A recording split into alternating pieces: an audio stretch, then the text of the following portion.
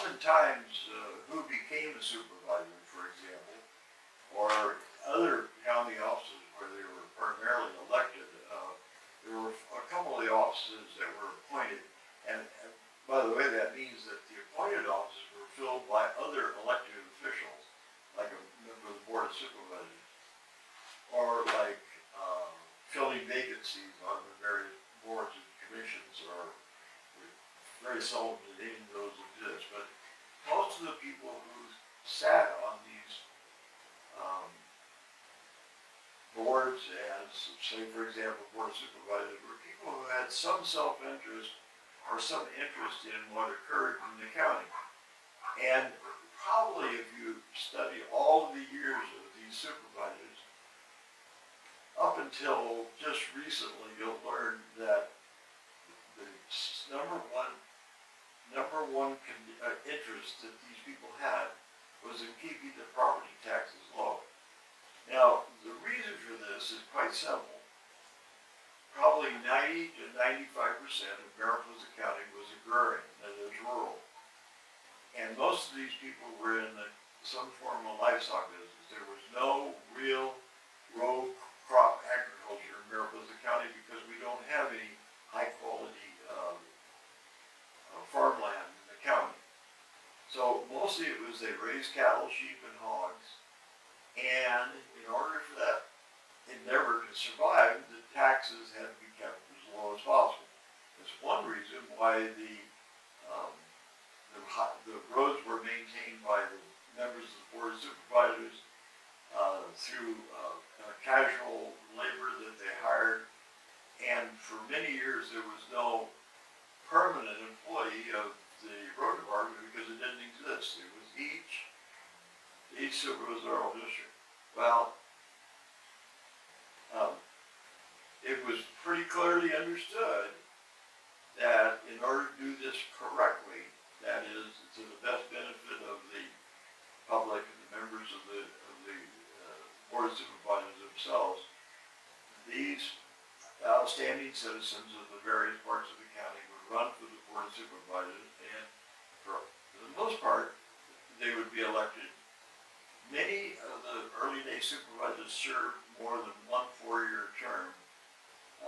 One of the, and later on, even in the late 1890s, right into the time of World War II and beyond, we have some men or family members. It may be the son or the nephew of a supervisor who runs to fill a seat, or it could be a vacancy caused by death that is filled by appointing a member of the family to the seat.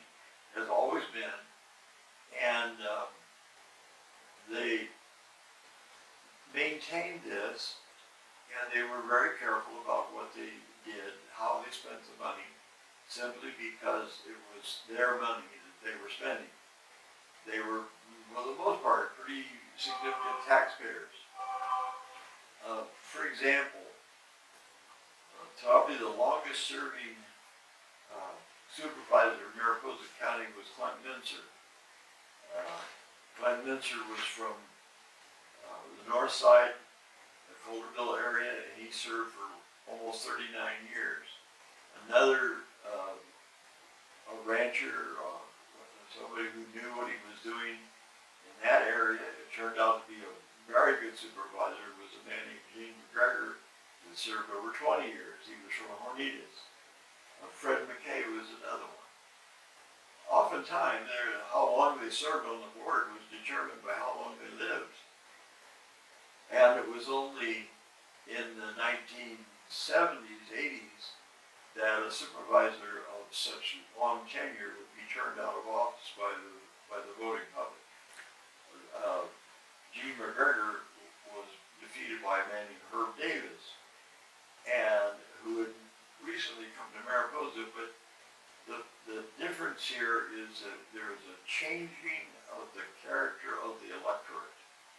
In other words, it's no longer ranching families, although they could be, but they're not people that are dependent on the agrarian economy of their county, but it is people who are dependent themselves and their neighbors for taking care of the costs and needs of county government. Can we talk about the compensation of supervisors?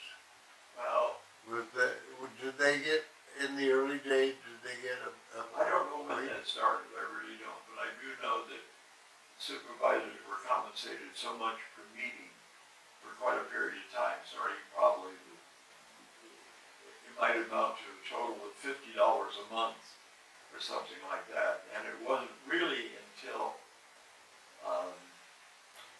well, I would say the 1880s or 1980s, before that began changing. By the time 1985 came along, I was on the board of supervisors and I was thinking, a little over $13,000 a year, which is a little bit over $1,000 a month, or that would be $200 and something a meeting. So this wasn't a full-time job? Well, it wasn't considered to be a full-time job. It was, but it depended on the individual involved. Some of the members of the board of supervisors over the years took a tremendous amount of interest in everything that was going on in the county, and they put a lot of effort and time into it. And there was a lot of things to be done. In 1853 and 54, they had to build a courthouse, and then there was a jail to build, and then there was roads to consider. But for the most part, once these projects were completed or well underway, then the board of supervisors might cancel a meeting or not meet as frequently as they would have at other times. The board of supervisors was not in the business of raising a lot of money for social programs. There were no social programs.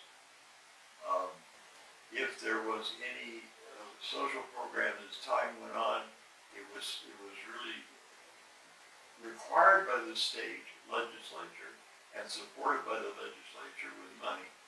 And the county would be given a certain sum of money to accomplish various things. In The concept of public service? well, that's the concept of public service. Again, is as related to personal or self-interest as it is to what is good for the community. This is things change. In the best I could tell from looking at votes and looking at issues that were raised even in the earliest days, is for all intents and purposes, these people serve on the board of supervisors, for example, to control the spending in the county, because the Constitution of the state of California required that these counties balance their budgets every year. And in order to accomplish that, you had people that had some understanding of what the budget was and what was necessary. The sheriff's office did benefit from some of the fines that were developed, but again, I don't think, at least I couldn't determine that there was any pure public interest involved in any of this. It was people that governed for the benefit of themselves and their neighbors, and I suppose that would be called public service. But our country has changed. Our political system has changed. We're a huge social experiment now. We pay for everything with tax dollars, and whether it be roads or whether it be welfare or whether it be law enforcement or wherever it goes. These things before about I would say before 1960, for example, were all pretty much covered by perhaps a little later than that. For example, in 1943 is when I'm first aware of some of this stuff. And in the building, the Outfielder's building behind the drugstore, is the first welfare department. It was staffed by one welfare director, May Clinton, and she had a part-time secretary whose name was Lois Lewis.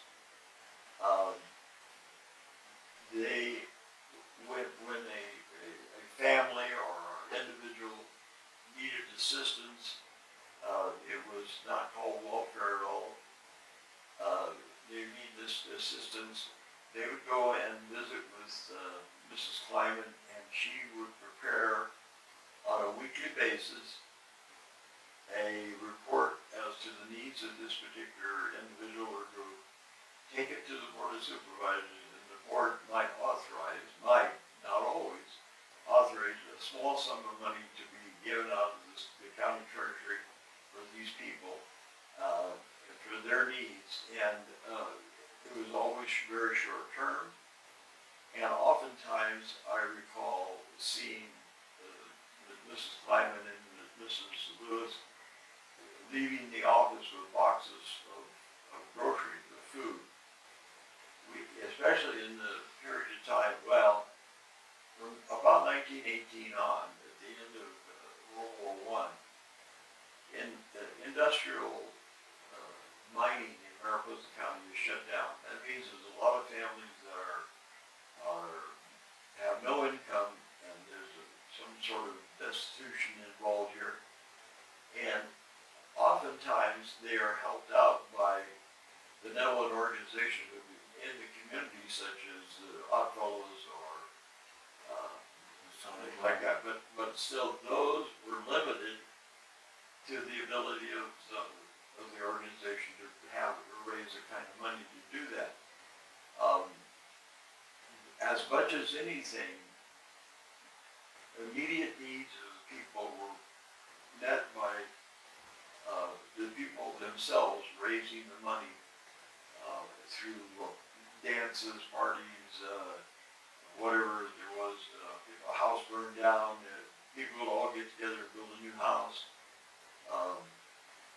It's really strange to read about it, but in the fire of 1866 in the town of Mariposa, the whole downtown core was destroyed by fire, and yet within a year it was all back.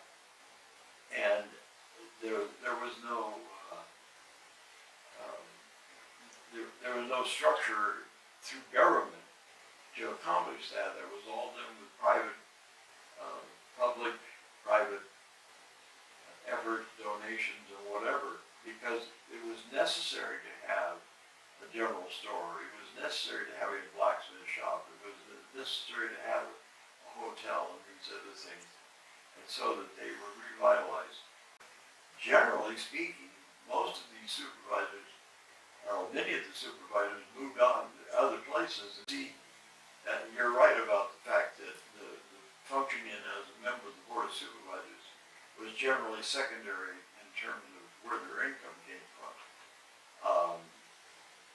But what is also very fascinating is when you look at the list of names of people who served as supervisors over the years, very few of them were merchants.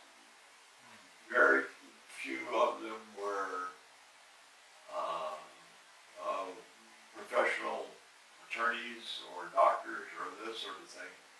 They were oftentimes members of families that lived in the rural area of Mariposa County, and it was their point and purpose to be on the board to keep the tax base low, the cost of taxes low, and it was somewhat of a self-serving situation, but it worked out well for everybody because as schools began developing after 1900, there were other uses for tax dollars, and in order to accomplish this, somebody had to sit on these boards and decide how much money to spend. Remember, I told you that these budgets, whether it be the school budget or whether it be the county budget, by dictates from the state constitution, they had to be balanced every year. We've figured out a way of avoiding that in our society today. We create all kinds of debt, but it's debt that's not subject to this provision. And so it's in the 1980s it continued that way. We had a balance. In fact, what changed that were fire trucks.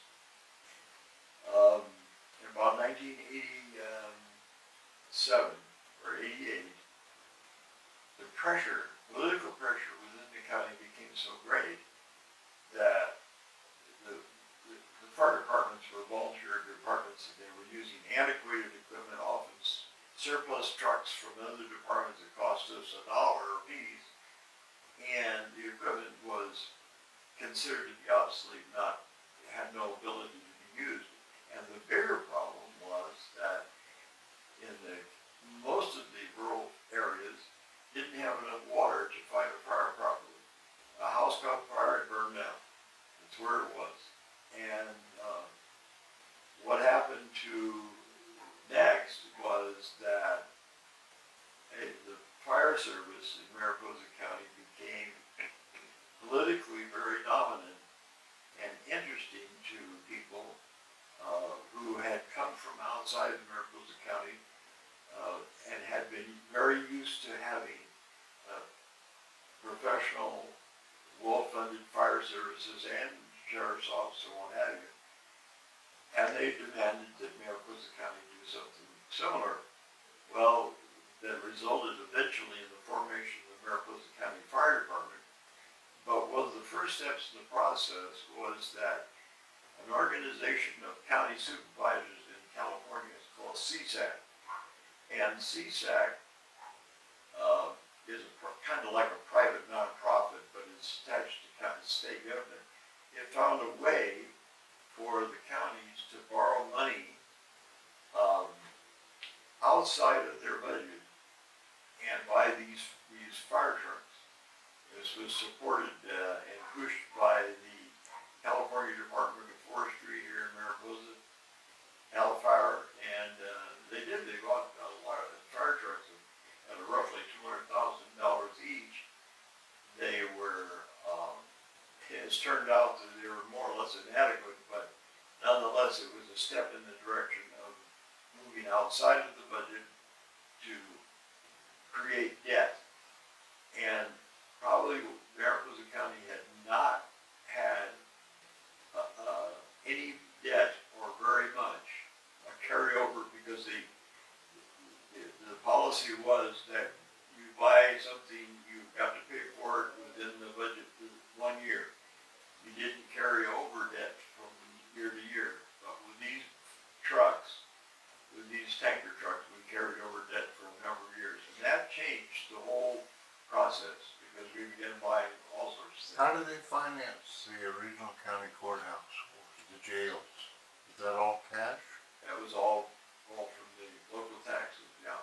But it was short term? Yeah, it was short term because essentially they were paid for in cash. They were paid for when the doors opened. So there was no debt, assumed. Right, there was no debt. Going back to the concept of public service, you served on the board from when to when? 1985 to 1988. And why did you run for the board? Why did I run for the board?